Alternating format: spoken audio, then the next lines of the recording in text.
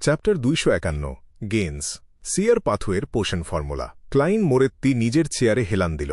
সে dream ডিফিনিশনের মাধ্যমে আত্মাটার সাথে যোগাযোগ করার চেষ্টা করল। একটা ধূসর মায়াময় জগতে হঠাৎ করেই একটা গ্যাস ল্যাম্প জ্বলে উঠল। জগৎটাকে খুব একটা অবাস্তব মনে হচ্ছিল না। ল্যাম্পের আলোতে মাটিতে থাকা পাথরের স্ল্যাব আর একটা ডেস্ক আলোকিত হয়ে গেল। ডেস্কের উপর একটা ছাগলের চামড়ার স্ক্রল রাখা ছিল। সিয়ার আর ক্লাউন ফর্মুলাগুলো একটার পর একটা ভেসে উঠল। এরপর দেখা গেল রোসাগো সেখানে দাঁড়িয়ে আছে। তার গায়ে একটা পশমি শার্ট। সে অজানা কোনো জায়গা থেকে আসা একটা কণ্ঠস্বর শুনছিল। কণ্ঠস্বরটা বলল, অ্যাডভান্সমেন্টের আগে আমাকে অবশ্যই তোমাকে সতর্ক করতে হবে যে তুমি ডিফিনিশনের ওপর বড্ড বেশি নির্ভরশীল হয়ে পড়েছ। ডিফিনিশন হলো একটা প্রকাশ, একটা ফলাফল। এটা আমাদেরকে পুরো প্রক্রিয়াটা বলতে পারে না। উদাহরণ হিসেবে বলা যায়, তুমি হয়তো তোমার সব টাকা বিনিয়োগ করার সিদ্ধান্ত নিতে পারো, কারণ তোমার ডিফিনিশন বলছে যে একটা রেলওয়ের স্টকে টাকা বানালে লাভ হবে। কিন্তু সত্যি বলতে এই প্রকাশের আসল অর্থ হল দীর্ঘমেয়াদে, অর্থাৎ 30 বছরে রেলওয়ের স্টকটা টাকা বানাবে। আর তার আগে এটা যতটা উঠবে তার চেয়ে বেশি পড়বে। ভাগ্যকে নিয়ন্ত্রণ করা এতটাও সহজ নয়। আর অনেক সময়ই একে পরিমাপ করা অসম্ভব হয়ে দাঁড়ায়। ডিফিনিশন সর্বশক্তিমান কিছু নয়। তাছাড়া ডেফিনিশনে যে কেউ বাধা দিতে পারে আর তোমাকে বিপথে চালিত করতে পারে। এই পৃথিবীতে এমন অনেক কিছুই আছে যা বোঝা সম্ভব নয়। তুমি যদি পুরোপুরি ডেফিনিশনের উপর নির্ভর করো, তবে এর কারণেই তুমি নিশ্চিতভাবে মারা পড়বে। ডেফিনিশন শুধুই একটা প্রকাশ। এর সাথে অবশ্যই নিজের সতর্কতা, সাবধানতা আর আত্মনিয়ন্ত্রণ যোগ করতে হবে। রোসাগো এই বিপদটার ব্যাপারে ডিভাইন করে আগে থেকে জানতে পারেনি, কারণ ল্যাঙ্গুয়েজ অফ ফাউলনেস ধূসর কুয়াশার উপরের রহস্যময় জায়গাটার সাথে যুক্ত ছিল। আর এই কারণেই সে আমার হাতে মারা পড়ল। তা না হলে তার যা রহস্যময় ক্ষমতা, তাতে আজ মিস বডিগার্ড আর আমার পক্ষে পালানোটা বেশ কঠিনই হতো। এটা আমার জন্য একটা সতর্কবার্তা। যদিও সব ধরনের বাধা থেকে নিজেকে আলাদা রাখার জন্য আমার কাছে ধূসর কুয়াশাটা আছে, তবুও আমি মোটেও অসতর্ক হতে পারি না। আমার কাজগুলো যতটাই নিশ্চিত হোক না কেন, আমাকে কিছু না কিছু ছাড় রাখতেই হবে। এই কথাগুলো শুনে মনে হচ্ছে তারা অ্যাক্টিং মেথড সম্পর্কে কিছুই জানে না। তা না হলে ওই কথাগুলোর কয়েকটাকে সরাসরি ভাগ্যের প্রতি শ্রদ্ধাশীল আর ভীত হওয়া হিসেবেই ধরে নেওয়া যেত। ক্লাইন মোরেত্তি যখন এসব ভাবছিল, ঠিক তখনই সে রোসাগোর উত্তরটা শুনতে পেল। রোসাগো তখন পার্চমেন্টটা খুলছিল। Sequence 7 magician. প্রধান উপাদান একটা মিস্ট ট্রিন্টের আসল শেকড় আর একটা ডার্ক প্যাটার্ন ব্ল্যাক প্যান্থারের পুরো স্পাইনাল ফ্লুইড। সহায়ক উপাদান 60 মিলিলিটার বিশুদ্ধ পানি, 30 মিলিলিটার মিস্ট ট্রিন্টের রস, 3 গ্রাম ড্রপলেট জেম পাউডার আর 4 ফোঁটা ফ্যান্টাসি গ্রাস অ্যাসেনশিয়াল অয়েল। ম্যাজিশিয়ান। এটাও তো একটা সার্কাসেরই অংশ। সিয়ার আর ক্লাউনদেরকে নিয়ে এটা একটা সার্কাসের ভিত্তি তৈরি করতে পারে। ক্লাইন মোরেত্তি মনে মনে একটু মজা করল। এরপর তার সেই সিউটেড ক্লাউনের কথা মনে পড়ে গেল, যার সাথে তার আগে একবার দেখা হয়েছিল। সবকিছু দেখে মনে হচ্ছে সে একজন ম্যাজিশিয়ান ছিল। তার ক্ষমতাগুলোর মধ্যে বাতাস দিয়ে গুলি ছোঁড়া, আগুন জ্বালিয়ে লাফ দেওয়া আর কাগজের টুকরোকে অস্ত্র হিসেবে ব্যবহার করার মতো ব্যাপারগুলো ছিল। খুব একটা খারাপ না। শুধু দ্রুত স্পেলকাস্ট করতে পারলেও সেটা আমার যুদ্ধের ক্ষমতা অনেকটাই বাড়িয়ে দেবে। এই চিন্তাগুলো যখন তার মাথায় ঘুরপাক খাচ্ছিল, ঠিক তখনই ক্লাইন মোরেত্তি দেখল তার সামনের দৃশ্যপট বদলে যাচ্ছে। এবার জায়গাটা ছিল একটা চমৎকার ঘর। ঘরের চারপাশটা সোনালী মূর্তি আর অলঙ্কারে ঘেরা ছিল। আগের সেই একই কণ্ঠস্বরটা আবার শোনা গেল, কিন্তু এটা রোসাগোকে একই জিনিসের কথা মনে করিয়ে দিচ্ছিল। আমার অভিজ্ঞতা অনুযায়ী ফেসলেস পোশনটা খাওয়ার পর তোমাকে এই কথাটা অবশ্যই মনে রাখতে হবে। তুমি নিজেকে যে কারো রূপেই সাজাতে পারো, কিন্তু দিন শেষে তুমি নিজেই নিজের পরিচয়। ফেসলেস সিয়ার পাথওয়ের সিকোয়েন্স 6 কি ফেসলেস? এটাই বোধহয় সেই বিয়ন্ডার ক্ষমতা যেটা রোসাগোকে সার্জেন্ট ফ্যাক্সিনের রূপ নিতে সাহায্য করেছিল। অবস্থা দেখে মনে হচ্ছে সেই নকল গোয়েন্দা জোরিয়েল ভিক্টর লি ও আসলে তারই সাজা রূপ ছিল। ক্রিপিং হাঙ্গার চিল্লাঙ্গোসকে অন্য চেহারার মানুষে রূপান্তরিত হতে সাহায্য করেছিল। এই ব্যাপারটাও এই বিয়ন্ডার ক্ষমতার সাথেই মিলে যায়। মনে হচ্ছে কোনো একজন ফেসলেস তার হাতে মারা পড়েছিল। এমন একটা ক্ষমতা সরাসরি কোনো যুদ্ধে হয়তো কাউকে খুব একটা সাহায্য করবে না, কিন্তু অনেক ক্ষেত্রেই এটা 90% বিয়ন্ডার ক্ষমতার চেয়েও অনেক বেশি কাজের। এতে অবাক হওয়ার কিছুই নেই যে রোসাগো এখানে এসে আমাকে মেরে ফেলার সাহস দেখিয়েছিল। আর কোনো ফাঁদে পড়ার ভয়ও সে পায়নি। এই ক্ষমতাটা আমার জন্য অনেক বেশি গুরুত্বপূর্ণ। এই কথাটা ভাবতেই ক্লাইন মোরেত্তির চোখ দুটো বড় বড় হয়ে গেল। সে দেখল রোসাগো একটা পাতলা সোনালী রঙের পৃষ্ঠা তুলে নিল, যেটাতে হার্মেজ ভাষায় কিছু লেখা ছিল।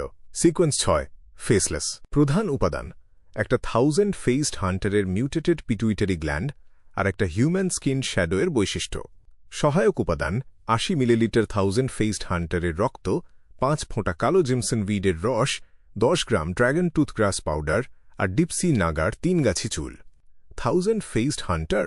এটা মনে হয় এক ধরনের ড্রাগন, তবে খুব একটা শক্তিশালী গোছের কিছু নয়। এটা স্পিরিচুয়াল সিস্টেমের কোনো ড্রাগন হওয়ার কথা নয়, কিন্তু তবুও এটা খুবই বিরল একটা প্রাণী। বলতে গেলে প্রায় বিলুপ্তই হয়ে গেছে। ক্লাইন মোরেত্তি সাথে সাথেই এটার সাথে সম্পর্কিত রহস্যময় জ্ঞানগুলো মনে করার চেষ্টা করল। ঠিক এই সময়ে এসে তার সামনের দৃশ্যটা আর বদলাল না, কিন্তু রোসাগোর পোশাক আর অবস্থান বদলে গেল। সে এখন একটা সাদা পরচুলা আর একটা গাঢ় রঙের টাক্সেডো পরেছিল, আর তার মুখে ছিল এক গাল ঘন দাড়ি। এই অ্যাডভান্সমেন্টটা আগের মতো আর এতটা সহজ নয়। পোষণগুলো অবশ্যই একটা বিশেষ আচারের মাধ্যমে খেতে হবে। তুমি যদি সফল হও, তাহলে হাই সিকোয়েন্স বিয়ন্ডারদের নিচের সারির সবচেয়ে অপ্রতিরোধ্য বিয়ন্ডার ক্ষমতাগুলোর মধ্যে একটা তুমি পেয়ে যাবে। কথা বলা লোকটার কণ্ঠস্বরটাও এবার বদলে গিয়েছিল। মনে হচ্ছিল যেন আগের চেয়েও অনেক বেশি বয়স্ক কেউ কথা বলছে। রোসাগো আগে থেকেই এটা আশা করেছিল, তাই সে জিজ্ঞেস করল, আচারটা আসলে কি? সমুদ্রে যাও, একটা মারমেইড খুঁজে বের করো, আর সে যখন গান গাইবে ঠিক তখনই পোষণটা খেয়ে নাও। সেই স্পিকিং ওল্ড ম্যান একটা প্রাচীন বই খুলল। বইটার ভেতরে অগণিত রহস্যময় প্রতীক আঁকা ছিল। হঠাৎ করেই বইয়ের ওপরের অংশ থেকে এক ঝলক আলো বেরিয়ে এলো, আর শূন্যে প্রাচীন হার্মেস ভাষার কিছু লাইন ভেসে উঠল। সিকোয়েন্স 5, ম্যারিওনেটিস্ট। ক্লাইন মোরেত্তি যখন এটা দেখল, হঠাৎ করেই তার বেশ মাথা ব্যথা শুরু হয়ে গেল। এটা ছিল একটা সংকেত, যার মানে হল তার স্পিরিচুয়ালিটি প্রায় শেষের দিকে। একটু আগের ওই যুদ্ধটাতে শুধু ল্যাঙ্গুয়েজ অফ ফাউলনেস চার্মটাই তার স্পিরিচুয়ালিটির একটা বড় অংশ শেষ করে দিয়েছিল। এরপর সে যে শুধু এভারনাইট গডেসের ডোমেইন থেকে আরও 3টা চার্ম ব্যবহার করেছে তা নয়, সে নিজেকেই নিজে ডেকেছিল, আবার নিজেই তার উত্তরও দিয়েছিল। এতক্ষণ পর্যন্ত সে যে নিজেকে টিকিয়ে রাখতে পেরেছিল, তাতেই বোঝা যাচ্ছিল সে আগের চেয়ে কতটা উন্নতি করেছে। সেই সাথে ক্লাউন পোষণটা হজম করার ক্ষেত্রেও তার বেশ চোখে পড়ার মতো উন্নতি হয়েছে। দৃশ্যটা হঠাৎ করে কেঁপে উঠল। মনে হচ্ছিল যেন এখনই সব ভেঙে চুরমার হয়ে যাবে। ক্লাইন মোরেত্তি নিজেকে সামলে নিল। সে দ্রুত ফর্মুলার বাকি অংশটুকু পড়ে ফেলার চেষ্টা করল। প্রধান উপাদান অ্যানশিয়েন্ট রেইথদের ধুলো আর একটা 6 উইংড গার্গোয়েলের কোর ক্রিস্টাল।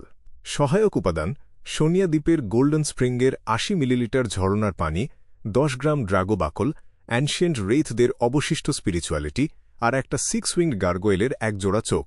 অ্যাডভান্সমেন্ট আচার, একটা মারমেইড যখন গান গাইবে ঠিক তার গানের মাঝখানেই পোষণটা খেয়ে নিতে হবে। করাত। ক্লাইন মোরেত্তি আর নিজেকে ধরে রাখতে পারল না। সে স্বপ্নটাকে ভেঙে অগণিত মায়াবী আলোর বিন্দুতে পরিণত হতে দিল, যেগুলো একটু পরেই মিলিয়ে গেল। সে তার কপালে চিমটি কাটল। সে প্রায় অজ্ঞানী হয়ে যাচ্ছিল। যখন রোসাগোর স্পিরিচুয়ালিটির অবশিষ্টাংশ আর পাগলামির সামান্যতম রেশটুকুও পুরোপুরি মিলিয়ে গেল, তখন অদৃশ্য একটা শক্তি তাকে ধাক্কা দিয়ে আবার বাস্তব জগতে ফিরিয়ে আনল।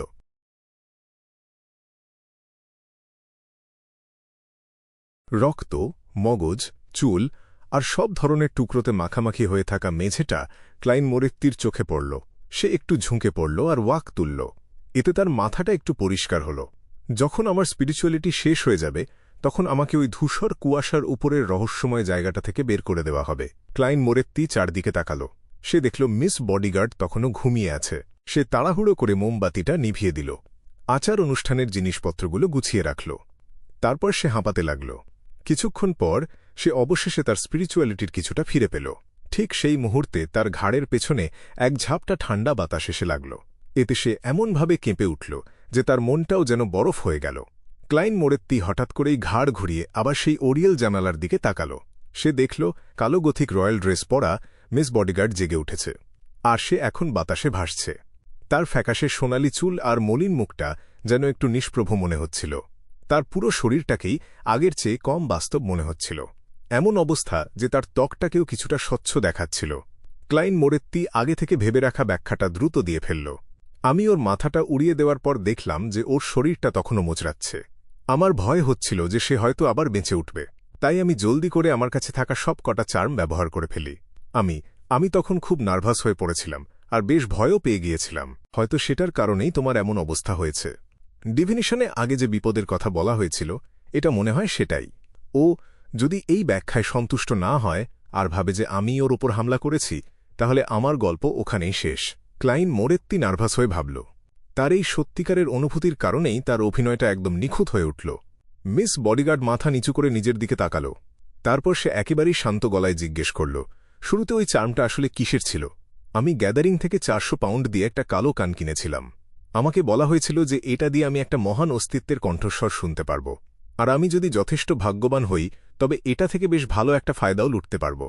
আর যদি আমার কপাল খারাপ হয় তবে আমি জায়গাতেই মারা পড়ব। তখন আমি কোনো বডিগার্ড জোগাড় করতে পারিনি, আর যেহেতু আমি এতটা বিপদের মধ্যে ছিলাম তাই আমি ঝুঁকিটা নিতেই বাধ্য হয়েছিলাম। ফলাফলটা বেশ ভালোই হয়েছে। ক্লাইন মোরেত্তি একদম সত্যি কথাই বলল। আমি যখন সেই মহান অস্তিত্বের কণ্ঠস্বরটা শুনতে পেলাম তখন ওই কালো কানটা নিজে নিজেই ভেঙে গিয়ে এমন একটা চার্মে পরিণত হল। মিস বডিগার্ডের নীল চোখ দুটো ধীরে ধীরে তার ওপর দিয়ে ঘুরে গেল। পুরো ঘরটা একদম চুপচাপ ছিল, মনে হচ্ছিল যেন সবকিছু বরফ হয়ে গেছে। অবশেষে কালো রয়্যাল ড্রেস পরা মেয়েটা মাথা নাড়ল। তোমার বরং একজন সাইকিয়াট্রিস্ট খুঁজে নেওয়া উচিত। তার মানে কি আমি একজন সম্ভাব্য পাগল হতে চলেছি? হ্যাঁ, ও ঠিকই আন্দাজ করতে পেরেছে যে ওটা আসলে একটা লিসেনারের ধ্বংসাবশেষ ছিল। আর ও এটাও বুঝতে পেরেছে যে রোসাগোর স্পিরিচুয়ালিটি নিশ্চয়ই ট্রু ক্রিয়েটরের মাধ্যমে কলুষিত হয়ে গিয়েছিল। আমি যে সুযোগ বুঝে মিডিয়ামশিপ করার জন্যই ওকে ইচ্ছে করে ঘুম পাড়িয়েছিলাম, এই সন্দেহটা ও ঘুণাক্ষরেও করতে পারবে না। আমি কেন ওর চেয়েও দ্রুত ওই প্রলাপগুলোর প্রভাব থেকে মুক্তি পেয়েছি সেটারও একটা ব্যাখ্যা এই ঘটনাটা থেকে পাওয়া যাবে। সর্বোপরি আমি তো ট্রু ক্রিয়েটরের তৈরি করা একজন সম্ভাব্য পাগলই। ক্লাইন মোরেত্তি মুচকি হাসল। চলো তাড়াতাড়ি করে জায়গাটা পরিষ্কার করে ফেলি। MI9 হয়তো এখনই একবার খোঁজ খবর নিতে চলে আসতে পারে। সে রোসাগোর মাথাবিহীন লাশটার দিকে আঙুল তুলে দেখাল। কথা বলতে বলতেই ক্লাইন মোরেত্তি একজোড়া গ্লাভস পরে নিল। এরপর কোনো কিছু পাওয়া যায় কি না সেটা দেখার জন্য সে নিচে উবু হয়ে বসল। সে খুব দ্রুতই 10 পাউন্ডেরও বেশি নগদ টাকা, কিছু অ্যাসেনশিয়াল অয়েল আর ভেষজ পাউডার, দুটো অগোছালোভাবে কাটা কাগজের মূর্তি আর অদ্ভুত একটা কাগজের টুকরো খুঁজে পেল। কাগজের টুকরোটা ছিল কমলা রঙের, আর তার উপর সূর্যের সাথে মিল আছে এমন কিছু প্রতীক আঁকা ছিল। জাদুর প্রতীকটা মিলে একটা খালি আয়তক্ষেত্র তৈরি করেছিল। এটা হাতে নেওয়ার সাথে সাথেই তার বেশ উষ্ণ আর শান্ত অনুভব হল। এটা কি? ক্লাইন মোরেত্তি তার অবাক হওয়ার ব্যাপারটা মোটেও লুকাল না। সে কিছু বুঝে ওঠার আগেই মিস বডিগার্ড তার পেছনে এসে ভাসতে শুরু করেছিল। সে খুব সহজভাবে উত্তর দিল, এটা একজন নোটারির সাথে সম্পর্কিত একটা রহস্যময় বস্তু। নোটারি? ক্লাইন মোরেত্তি প্রথমে একটু অবাক হল, কিন্তু তার পরপরই মনে পড়ে গেল যে রোসাগো ইন্টিস রিপাবলিকের একজন গোয়েন্দা কর্মকর্তা ছিল। ওখানকার মানুষেরা শাশ্বত প্রজ্বলিত সূর্য আর গড অফ স্টিম অ্যান্ড মেশিনারিজের ওপর বিশ্বাস রাখত। একইভাবে শাশ্বত প্রজ্বলিত সূর্য ছিলেন কাজেরও ঈশ্বর। এটা কি বার্ড পাথওয়ের সিকোয়েন্স 6 নাকি সিকোয়েন্স 5? যদি নোটারাইজেশনটা বৈধ হয় তাহলে বিয়ন্ডার ক্ষমতাগুলো সাময়িকভাবে বেড়ে যাবে, আর যদি নোটারাইজেশনটা অবৈধ হয় তাহলে জোর করেই বিয়ন্ডার ক্ষমতাগুলোকে সরিয়ে দেওয়া হবে। মিস বডিগার্ড আর কোনো ব্যাখ্যা দিল না। সে শুধু জিনিসটার ব্যবহারের একটা সাধারণ ধারণা দিল। ক্লাইন মোরেত্তি কিছু একটা বলতে যাচ্ছিল, ঠিক তখনই সে দেখল রোসাগোর মাথাবিহীন লাশ আর রক্তমাখা মগজের তাল থেকে এক অদ্ভুত আলো বেরিয়ে আসছে। আলো দুটো একে অন্যকে আকর্ষণ করে একটা পিণ্ড তৈরি করল, আর সেই পিণ্ডটা চোখের মণির মতো একটা কালো জিনিসে বদলে গেল, যার ভেতরে কোনো মণি ছিল না। তাহলে এটা আবার কি? ক্লাইন মোরেত্তি না জানার ভান করে আবারও জিজ্ঞেস করল। ফালতু একটা জিনিস। মিস বডিগার্ড তার কথা বলার ভঙ্গিটা বজায় রাখল। ফালতু? ক্লাইন মোরেত্তি কপাল কুঁচকে জিজ্ঞেস করল। সে আসলে বুঝতে পেরেছিল মিস বডিগার্ড কি বোঝাতে চাইছে। স্বাভাবিকভাবে রোসাগো যদি শেষ পর্যন্ত নিয়ন্ত্রণ হারিয়ে ফেলত তাহলে সে একটা অদ্ভুত আর ভয়ঙ্কর সিল্ড আর্টিফ্যাক্ট রেখে যেত, আর যদি সে নিয়ন্ত্রণ না ও হারাত তবুও তার বিয়ন্ডার বৈশিষ্ট্যটাকে একজন ম্যারিওনেটিস্টের প্রধান উপাদান হিসেবে ব্যবহার করা যেত। সংক্ষেপে বলতে গেলে এটার অনেক দাম হওয়ার কথা ছিল, কিন্তু সমস্যা হল সে নিয়ন্ত্রণ তো হারায়নি, বরং ট্রু ক্রিয়েটরের কারণে কলুষিত হয়ে পড়েছিল। তাই এটা এমন একটা পোষণের প্রধান উপাদানে পরিণত হয়েছে যেটার ওপর একটা অশুভ ঈশ্বরের ছাপ পড়ে গেছে। এটাকে কোনো ম্যারিওনেটিস্ট পোষণ তৈরির কাজে ব্যবহার করা মানে বিষ খেয়ে আত্মহত্যা করারই শামিল। মিস বডিগার্ড পুরোপুরি কালো ওই চোখটার দিকে তাকাল। সে তার নিচু আর অপার্থিব গলায় বলল, এটা একটা অশুভ ঈশ্বর দ্বারা দূষিত হয়ে গেছে, তাই এটার আর কোনো মূল্য নেই। যদি এটার সত্যিই কোনো দাম থাকত আর সেটা যদি অনেক বেশি হতো তাহলে আমার তো এটাই ভয় লাগত যে তুমি হয়তো যাওয়ার পথে আমাকেও শেষ করে দিয়ে যাবে। ক্লাইন মোরেত্তি রোসাগোর দেহাবশেষের দিকে আঙুল তুলল। সে বলল, এগুলো আমাদের দুজনেরই যুদ্ধের অর্জন। আমরা দুজনেই এখান থেকে কিছু না কিছু নেব। আগে তুমিই নাও। মিস বডিগার্ড তার দিকে এক নজর তাকাল। কোনো কথা না বলেই সে ভেসে ওখানে গেল আর নোটারি সার্টিফিকেটটা তুলে নিল। আমি যেমনটা ভেবেছিলাম ঠিক তেমনই। ভবিষ্যতে আমাকে অবশ্যই কোনো অশুভ ঈশ্বরের কলুষতা দূর করার পদ্ধতিটা খুঁজে বের করতে হবে, আর রহস্যময় সেই জ্ঞানটাও শিখতে হবে। ক্লাইন মোরেত্তি লোহার তৈরি একটা সিগারের বাক্স বের করল, আর কালো চোখটা তুলে নেওয়ার জন্য সে নিচের দিকে ঝুঁকে পড়ল।